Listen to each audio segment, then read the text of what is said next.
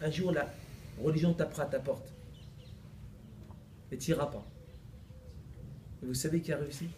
Celui qui a ouvert la porte à la religion. Alors si un jour on vous dit, hey, tu veux faire un week-end avec nous? Tu prends ton sac, queue et chat.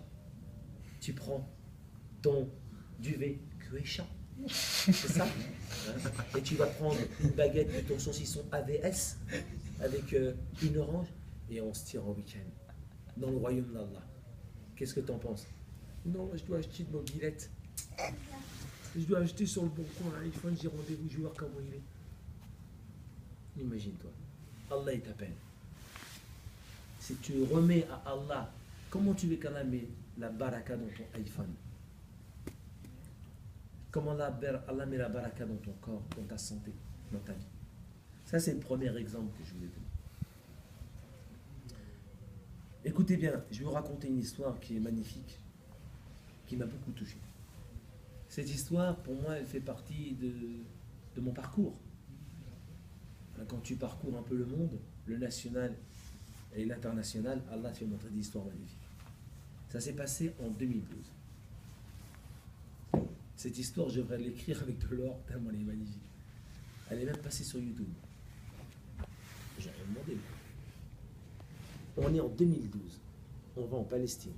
On sort 40 jours. On arrive là-bas, on met une ambiance de dingue. Quand j'arrive là-bas, je réunis les savants. Je dis, écoutez bien, on est là pour 40 jours. C'est comme Johnny Hallyday, allumer le feu. Nous, quoi? On va allumer le pays. On va allumer toutes les mosquées. Elles vont être fonctionnelles. On va mettre ce qu'on dit en arabe, le mot ta'mir. On va remplir les mosquées. Les mosquées, elles sont immenses. Hein. C'est des mosquées de 900, 1000 personnes, 1500.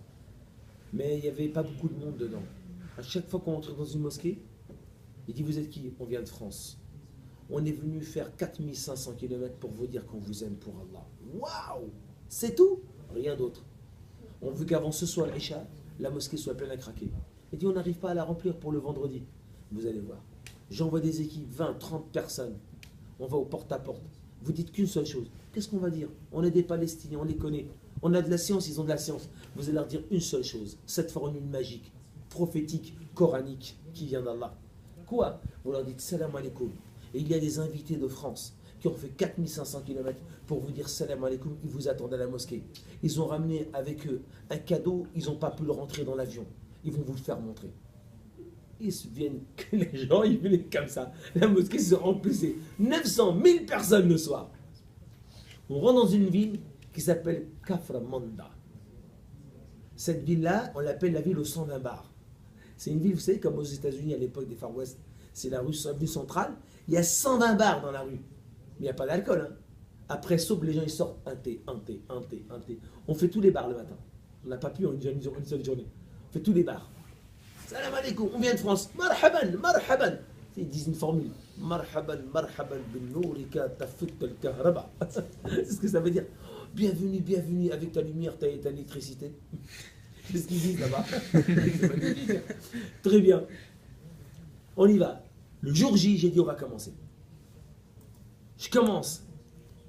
Il était l'Asr. On a rempli la mosquée. Comme une cocotte minute. Ça grouille. J'ai dit on envoie 8 équipes. On va aller dans tous les bars. On va inviter tout le monde à venir à la mosquée. Et tellement il y avait du monde qui venait qu'il fallait stopper les voitures au feu rouge. Il y avait trop de monde. Et on sortait les gens du bar, comme ça. 10, 15, 30 personnes. Ils rentraient dans la mosquée. Je mettais, vous savez, comme dans les films, 2 personnes à l'accueil de la mosquée. Tu sais, qui montent l'escalier. Et puis les gens qui accueillaient. Marhaban, venez, venez. Et moi, qu'est-ce que je vois? Quand je sors, à droite de la mosquée, je vois du monde. Et je vois un blond aux yeux bleus, avec un autre type, ils avaient une caméra sur le dos. Tiens, je vais aller les voir. Et à mon avis, eux ne sont pas d'ici. Je commence pas à parler anglais. Je lui dis hello, hello. Très bien. From? Il me dit from America. Wow. Je dis America. From France. Je lui dis je suis de France. Wow. Je lui dis qu'est-ce que vous faites là? Il me dit nous sommes en train de tourner un film. Ah ouais. J'ai dit nous aussi en train de tourner un film. Il s'appelle Ta'mir al-Masajid. Le remplissage des mosquées. Ah mon frère, hein, tu parles avec un cinéaste, hein, il faut jouer la comédie mon ami, c'est ça. Hein. Et qu'est-ce qu'il joue? Il veut un comédien, lui, il veut pas autre chose qu'un comédien. Vous faites un film. Ah bon? Quel film? Ça s'appelle Ta'mir al-Masajid, le remplissage des mosquées. Je lui dis, vous êtes que deux? Il me dit, non. Il y avait un super car, vraiment, il brillait. Je dis, c'est qui dans le car? C'est que des actrices. Des actrices. J'ai dit, ah, mais c'est des actrices, c'est des poupées. C'est des bombes atomiques. Je dis, moi, je dis, je peux rentrer pour dire notre film? Entrez, entrez, monsieur. Je rentre dans le car. Oh là là, mon frère, un concentré de lumière. Miss Japon, Miss Israël, Miss, que des nanas qui viennent du monde entier, des actrices, des poupées. Et moi avec ma tête de clown, et mon camis, et mon talia. Je dis, mais qu'est-ce que c'est que ce moine? Pas mon ami, je ressemble peut-être à un moine, mais à l'intérieur je suis un acteur. Je commence. Je dis, écoutez, ben, je vais prendre la parole. Ça mine Allah, il y avait une fille qui parlait français. Je dis, j'ai évité de parler l'anglais, mon anglais cassé. Je parle français, tu traduis, parce que tout le monde doit parler anglais là-bas, quand dans l'international. Je parle, tu traduis, ma fille, elle dit pas de problème. Et je parle de la grandeur de Dieu, et du paradis, de l'au-delà. Est-ce que Dieu va vous donner dans l'autre monde? Machallah, on est venu de France, on est venu faire un film dans cette ville qui s'appelle Ta'mir al-Masajid. Vous allez voir ce qui se passe dans la mosquée. C'est une ambiance de dingue, c'est électrique. La fille, elle a traduit. Je dis, vous êtes prête? Ok, yeah. Tous à la mosquée. Pas besoin d'ablution. Rentrez les filles. Elles rentrent dans la mosquée, dans la salle des femmes. J'ai dit aux deux producteurs, il y avait un Portugais et un Américain. Vous voulez voir le film? Je dis, ok, on va voir votre film. Alors ils montent les escaliers, tout le monde les regarde. Je dis, ne t'inquiétez pas, c'est les producteurs. Ils rentrent, je lui fais montrer quand même les lieux, hein, parce qu'il y a des lieux. Hein. Alors là, c'est le couloir central, ok. Là, vous devez retirer, ok. Alhamdoulilah. Là, ensuite, vous allez voir ce que c'est que la salle d'ablution. Ça, salle de lavage. Ok, ils rentrent. Je lui dis, vous faites comme moi, vous essayez. Bismillah, vous dites Bismillah. Ok, vous faites comme ça. Faites comme ça. Ils ont fait tous l'ablution. Ils ont fait l'ourdo. Ensuite, après, ils sont entrés dans la grande mosquée. Je dis, vous allez voir, vous faites comme moi. C'est le même geste. Hein. C'est direct de l'action. Hein. Il y avait l'adhan, ils ont entendu l'adhan. Ils sont rentrés avec moi dans les rangs. Ils ont prié comme moi. Une fois que la prière est terminée, je dis, bougez pas. J'avance devant le mimbar, il y a peut-être 1500 personnes, j'étais plein à craquer. Je lui dis, salam alaikum, on est venu de France, alhamdulillah, le film va commencer. Mais avant ça, Inch'Allah, il y a deux producteurs de cinéma, un américain, un portugais, sont venus pour vous raconter quelque chose. Ok? Je lui dis, venez, c'était un peu timide, hein. C'est rien, 1500 personnes pour vous.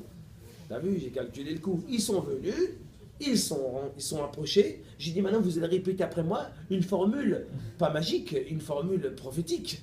Vous dites derrière moi, Ashhadu. Ils ont dit, Ashhadu, an la ilaha illallah, wa ashhadu anna Muhammad Rasulullah. 3 fois sont convertis. Ça veut dire quoi? Vous venez d'être musulmans. Ils m'ont dit, Allahu Akbar. Ils ont dit, Allahu Akbar. Ils se sont convertis à l'islam.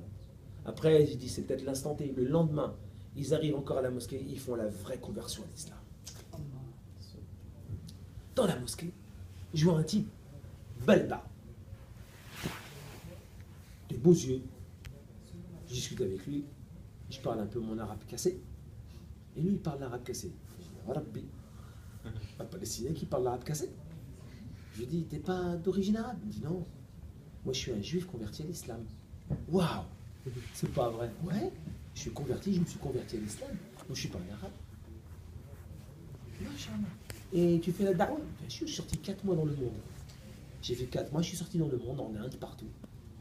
Tu peux me raconter ta conversion? Il me dit, j'ai jamais raconté à personne. Moi, je habite en France, tu veux me la raconter? Je te la raconte. Il m'a dit, tu sais, quand j'étais petit, il y avait 15-16 ans, si je ne me trompe pas, tous les samedis, j'allais à la synagogue avec mon père. Et on allait le marché le vendredi faire des courses pour le Shabbat.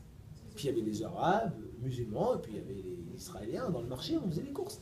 Bokartov, Todaraba, Bivakasha, Sklavanot, Bori, Babari, Manevokar, et ainsi de suite. Ils se parlent entre eux.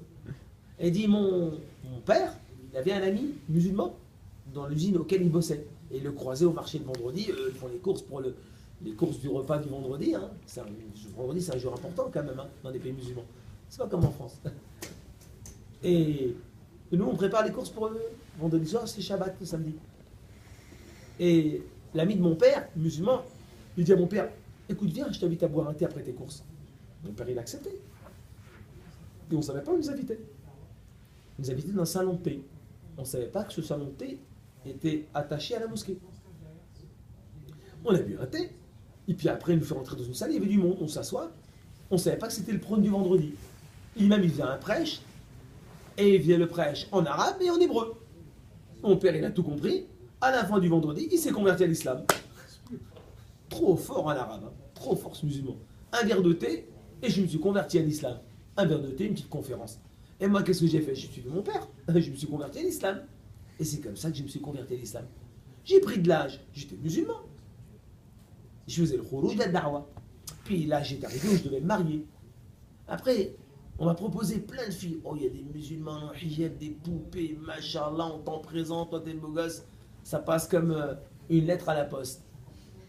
Je dis, oh, je suis content, je me casse pas la tête, les frères, ils me présentent une musulmane. Après, j'ai réfléchi, j'ai dit, ya Allah, tu m'as guidé. Moi, j'étais juif, je lisais la Torah, je suis devenu musulman. Et qu'est-ce que je fais de mes pauvres sœurs juives? Qu'est-ce que j'en fais? Je les abandonne? Qui va faire l'effort pour ces jeunes filles qui vont devenir, j'espère, musulmanes? J'ai dit non. J'ai dit aux frères, écoutez, je peux prendre un raccourci, me marier avec une musulmane, l'affaire est réglée. Mais je vais plutôt me marier avec une femme juive, avec une femme des gens du livre, comme c'est autorisé dans le Coran. Et Inch'Allah, avec mon comportement, j'ai l'espère un jour qu'elle va se convertir à l'islam. Et comme ça, je sauverai aussi une juive qui deviendra musulmane. Les musulmans m'ont dit, toi, tu es très intelligent. C'est un plus gros sacrifice, c'est vrai. Je vais travailler dans ce sens-là. C'est plus dur, mais je vais gagner plus. C'est vrai. Il aurait pu faire un raccourci, il s'est marié avec une musulmane convertie, une musulmane de souche, et l'affaire était réglée. Très bien. Il s'est marié avec une femme juive. Ils ont eu 2 enfants, je ne me trompe pas, un garçon et une fille. Mais avec tout le respect, elle ne s'est pas convertie à l'islam. Elle dit, moi je respecte ta religion. Et tu m'as dit que dans l'islam, vous avez le droit de vous marier avec une femme des gens du livre. Donc moi, je respecte ta religion, tu respectes la mienne. Il l'aime, il s'aime, elle est gentille, ils sont gentils, il passionne. Il est triste dans son cœur, c'est un peu normal, parce qu'il espère qu'un jour devenir musulmane, mais il s'aime quand même, elle n'est pas musulmane, elle n'accepte pas, c'est pas grave, c'est son épouse. Il passionne. Les gens lui font quelques reproches, t'as vu, tu t'es planté. Moi je dis, je ne me suis pas planté. Dieu est avec qui? Dieu est avec les patients. Je suis patient. Un jour, il me raconte, mon épouse est partie dans le Caucase pour visiter sa sœur qui était malade.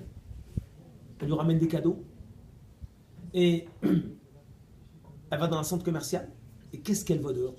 Un groupe de barbus en camis blanc avec des armamas, des taqiyas, mon ami, des torches LED, du LED, mon ami, dehors.